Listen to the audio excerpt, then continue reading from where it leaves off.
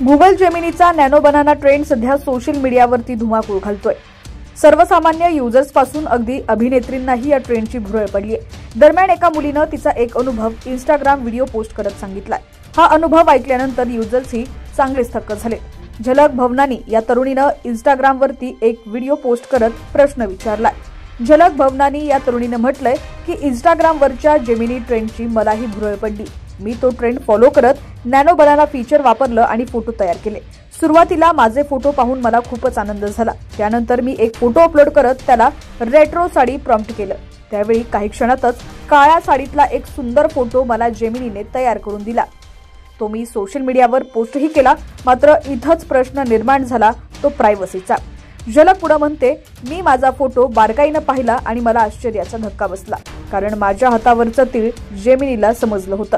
मी जो photo upload केला त्यात हा तीळ दिसत नव्हता, पण जेमिनीनं इतका बारीक तपशील अगदी बरोबर पकडला। अपलोड केलेली इमेज बघा, यात कोणीही सांगू शकणार नाही की माझ्या हातावरती तीळ आहे।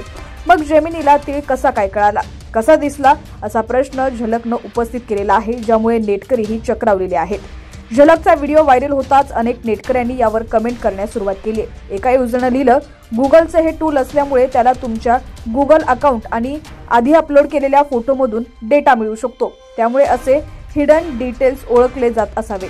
आणखी एका युजरनं अशी कमेंट केली आहे, माझ्या बाबतीतही असंच घडलंय।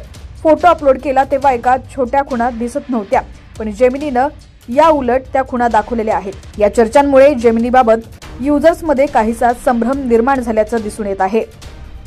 तर दुसरीकडे गुगलने यापूर्वी दिलेल्या अधिकृत निवेदनात नॅनो बनाना टूल सुरक्षित असल्याचं सांगितलं होतं। कंपनीच्या मते हे टूल्स युजर्सने अपलोड केलेल्या फोटोवरच आधारित काम करतं आणि त्या पलीकडे कोणतीही माहिती साठवत नाही। मात्र झलकच्या घटनेनंतर अनेक युजर्सना आता या दाव्याबद्दल शंका निर्माण होऊ लागलेली आहे।